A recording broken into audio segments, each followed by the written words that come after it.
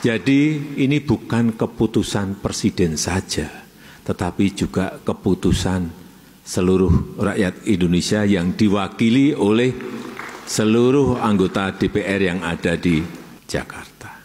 Inilah salah satu contoh produk hukum yang tidak melewati proses dialog publik yang lengkap. Sehingga dialognya sesudah jadi undang-undang. Dan ketika dialognya sudah undang-undang, siapapun yang kritis dianggap oposisi, siapapun yang pro dianggap pro pemerintah. Kenapa? Karena tidak ada proses pembahasan yang komprehensif yang memberikan ruang kepada publik. Ini negara hukum. Halo, Assalamualaikum warahmatullahi wabarakatuh. Apa kabar sahabat Henrys? Semoga sahabat Henrys dimanapun berada tetap sehat, tetap semangat. Seperti biasa sahabat Henrys, welcome back to my YouTube channel Henrys Media. Sahabat Henrys, lagi dan lagi nama Pak Anies Baswedan kembali lagi mencuat dan menjadi sorotan publik. Kenapa?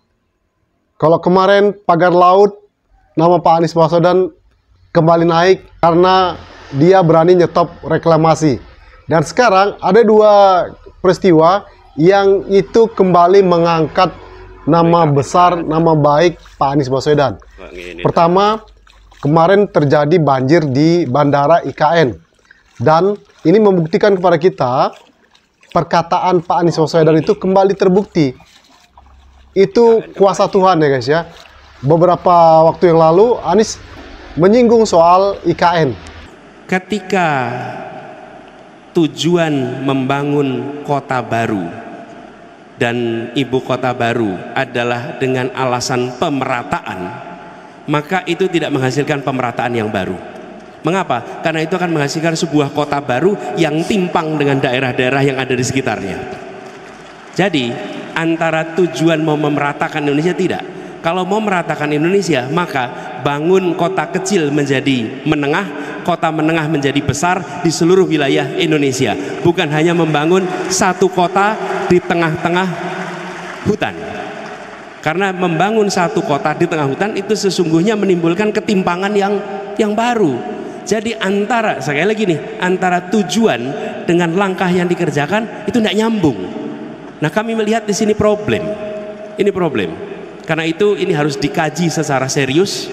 Karena tujuan kita yang saya sampaikan tadi, Indonesia yang setara, Indonesia yang merata. Argumennya sama, tapi menurut kami langkahnya bukan dengan membangun satu kota, tapi justru dengan membesarkan semua kota yang ada di seluruh Indonesia. Makasih. Kemajuan itu didorong bukan dengan membangun kota baru, tapi dengan memajukan 40 kota yang sekarang sudah ada, dinaik kelaskan sehingga mereka menjadi penggerak perekonomian di seluruh wilayah Indonesia. Jadi bukan membangun dari nol kotanya. Semarang didorong maju, kemudian Purwokerto didorong maju, Cilacap didorong maju, supaya mereka menggerakkan perekonomian yang ada di sekitarnya. Tapi bila kita tidak mendorong 40 kota ini, nah ini dia nih, ini contoh nih. Jadi 40 kota ini sebagai persatuan, ini bukan kota-kota yang nol. Lain dengan membuat IKN itu lahan kosong dibangun kota. Kalau ini kota yang didorong kemajuannya. Jadi yang disampaikan Gus Imin itu ada dasarnya. Ini loh dasarnya nih. Dengan demikian kota-kota ini akan menjadi penggerak perekonomian di wilayahnya. Selama kita tidak mendorong kemajuan itu lewat kota-kota, kita tidak menggerakkan. Semua hasil pertanian diserap oleh kawasan urban. Hari ini 57% penduduk Indonesia tinggal di perkotaan. Di tahun 2050 75% penduduk Indonesia tinggal di perkotaan. Bila kita tidak mengupgrade ya kota-kota kita ini, 40-an kota, maka kita akan mengalami problem yang sama seperti di Surabaya. Jadi apa yang dikatakan Gus Imin kemarin itu sahih berdasarkan studi, bukan imajinasi dan bukan selera. Itu teknokratik, ada argumennya. Makanya kami siap berdebat karena karyanya dengan gagasan. Jadi begini, saya membedakan antara keinginan dan kebutuhan. Kita punya banyak keinginan. Pertanyaannya, apakah keinginan kita adalah kebutuhan? Bangsa ini memiliki sumber daya terbatas. Sumber daya kalau bahasa terus terangnya apa? Uang kita terbatas. Ini kalau mau terus terangnya, uang kita terbatas. Kalau uang kita terbatas, mau dipakai untuk memenuhi keinginan atau memenuhi kebutuhan? Kebutuhan. Kalau memenuhi kebutuhan, pertanyaan berikutnya, apakah membangun satu kota baru itu kebutuhan? Pertanyaan nih, monggo kita jawab. Kalau itu dianggap kebutuhan, mari kita alokasikan. Tapi kalau itu keinginan, menurut saya yang harus kita bereskan kebutuhan kita dulu. Kebutuhan kita, apa kebutuhan kita? Nggak usah jauh yang di luar, yang di Kalimantan saja. Kalimantan, betapa banyak sekolah di Kalimantan yang statusnya rusak berat. Itu anggarannya untuk perbaiki sekolah, maju penduduk Kalimantan. Warga Kalimantan yang tersebar di Kalimantan aja dulu ini, yang tidak memiliki fasilitas puskesmas banyak sekali. Cukup nggak kita bisa alokasikan itu antar kota di Kalimantan? Bapak Ibu sekalian, nih contoh, kalau mau dari Pontianak ke Kalimantan Tengah nih, Palangkaraya, kemudian ke Banjarmasin, kemudian ke Samarinda, ada nggak jalurnya ke sana? Nggak ada, nggak ada. Coba bayangkan, kita baru bicara Kalimantan saja, betapa banyak kebutuhan-kebutuhan di Kalimantan yang membutuhkan alokasi anggaran kita. Karena itu saya melihat gagasan tentang ibu kota sebagai sebuah keinginan itu sah. Tapi ketika kita punya kebutuhan, yang kebutuhan-kebutuhan itu belum bisa dipenuhi karena kendala anggaran, sebaiknya kebutuhan-kebutuhan itu dituntaskan dulu, baru kita menyelesaikan soal keinginan kita. Dan kalau itu dikaitkan dengan masalah di Jakarta, Bapak Ibu, masalah di Jakarta tidak akan selesai kalau statusnya tidak ibu kota, nggak selesai. Karena masalah di sini tetap harus diselesaikan. Justru menurut kami ini kesempatan Jakarta membuktikan. Saya beri contoh, Jakarta disebut sebagai kota yang mungkin disebut tenggelam, sinking city.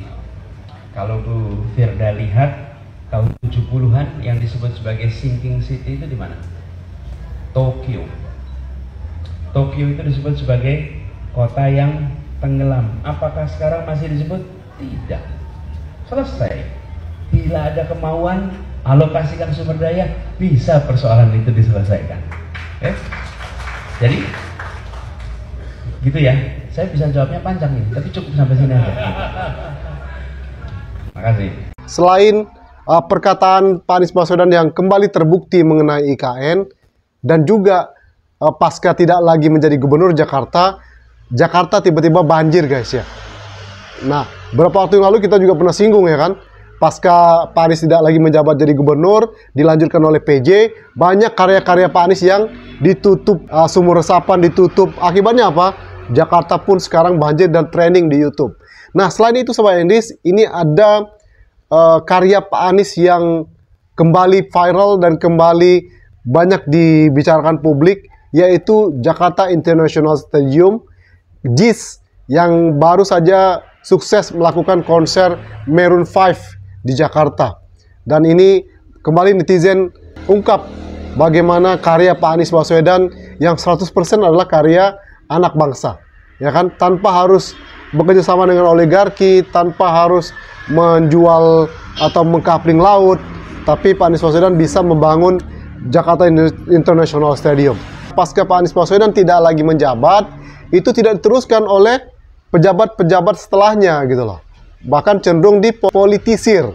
Ya, event-event besar seperti penyelenggaraan sepak bola itu tidak dilakukan di JIS dengan berbagai macam dalih gitu ya. Padahal itu sangat bagus, cuman karena dipolitisir akhirnya tidak digunakan, hanya untuk memuaskan kepentingan-kepentingan tertentu. Nah, sekarang coba perhatikan bagaimana waktu itu. Ini karya anak bangsa 100% loh guys ya, bukan dari utang. Jadi program-program Pak Anies itu, dan netizen pun memuji-muji inilah seorang the real negarawan sejati. Menuntaskan program kerjanya yang tuai pro kontra waktu itu kan hanya buzzer-buzzer, tapi itu jadi tanpa utang loh, ya. Bisa membangun Jakarta International Stadium. Oke. Banyak karya-karya Pak Anies Baswedan yang sangat luar biasa di Jakarta. Cuma ya itu tadi dilanjutkan oleh PJ, banyak yang tidak dilanjutkan, bahkan ada yang ditutupi dan berusaha untuk menghilangkan rekam jejak Pak Anies Baswedan di Jakarta. Banyak hal-hal yang kita perhatikan ya. Nama Pak Anies Baswedan ini terus meroket, terus melejit, ya kan? Ini kuasa Tuhan. Tuhan pertunjukkan kepada kita semua dengan kejadian alam, banjir, ya. Akhirnya apa? Nama Pak Anies diangkat lagi oleh Allah, oleh Tuhan. Lalu reklamasi PIK 2 kemarin, pagar bambu, apa yang dilakukan Pak Anies Baswedan kembali dibicarakan publik, menjadi sorotan, ya kan? Nah, sekarang IKN banjir gitu ya. Dan Pak Anies Baswedan sudah berkali-kali menyampaikan, nah, pelan-pelan ya kan, nama Pak Anies Baswedan itu semakin meroket lewat karya-karyanya, lewat perkataannya, lewat langkah politiknya, ya kan? Belum lagi dia sekarang terus menghadiri berbagai macam acara. Itu secara tidak langsung promosi gratis ke Pak Anies Baswedan, bukan pencitraan, ya. Apalagi yang sampai katanya seorang mantan memobilisasi masyarakat untuk mendatangi rumahnya, kan itu viral juga di media sosial. Tidak, gitu ya. Itu. Nah, jadi apa namanya? Cara tidak langsung ini juga sekali lagi mematahkan ada statement salah seorang pengamat beberapa yang lalu, pasca Pilpres, Pilgub, Anies gagal, Anies tenggelam, wassalam. Kenyataannya malah berbalik guys ya. Makanya kita boleh punya pengamatan, tapi jangan sampai kelihatan ngejudge, oke? Karir orang lain atau kehidupan orang lain next kayak gimana, kita nggak tahu, ya kan? Tuhan yang tahu. Ini sekarang ditontonkan kepada kita. Nah, semoga ini menjadi pertimbangan dan membuka kesadaran masyarakat kita Indonesia, kalau memilih pemimpin itu harus hati-hati, harus lihat betul-betul rekam jejaknya, apa yang telah dilakukan, ya kan? Apakah kebijakan yang dilakukan itu memang untuk masyarakat banyak atau hanya untuk diri sendiri dan keluarganya? Nah, itu harus diperhatikan, dan ini mudah-mudahan menjadi kesadaran. Jangan sampai kita hanya kemakan narasi-narasi hoaks gitu ya. Apalagi pengamat-pengamat yang tendensius, yang jelas tampak itu tidak menyukai sosok Anies Baswedan, hanya mungkin berubah angin lain lagi itunya gitu ya, dukungannya dan sebagainya macamnya. Jadi harus hati-hati gitu loh. Dan ini juga jadi bekal untuk kita semua, dan ini kiprah Pak Anies Baswedan di 2029 itu akan semakin semakin membuat para pemilih itu akan sadar ya, dan akan mempertimbangkan benar-benar pemimpin Indonesia ke depan. Oke? Jangan sampai hanya sekedar teriak-teriak, suara keras gitu, kelihatan sangar, nggak taunya. Oke? Jangan sampai itu guys ya. Jadi itu guys ya. Jadi Tuhan terus dipertunjukkan kepada kita kuasa Tuhan luar biasa. Loh, yuk, ini loh, bukti-buktinya udah banyak. Bagaimana memilih pemimpin yang tepat dan apa yang dilakukan oleh pemimpin itu untuk masyarakatnya, kebijakan-kebijakannya apa saja. Oke? Mudah-mudahan banyak orang yang makin sadar dengan sosok seorang pemimpin yang tepat untuk Indonesia ke depannya. Oke? Itu guys, video kali ini. Thank you for your attention. One more time, don't forget to subscribe, like, comment, and share. See you in the next video. Wassalamualaikum warahmatullahi wabarakatuh. Bye-bye.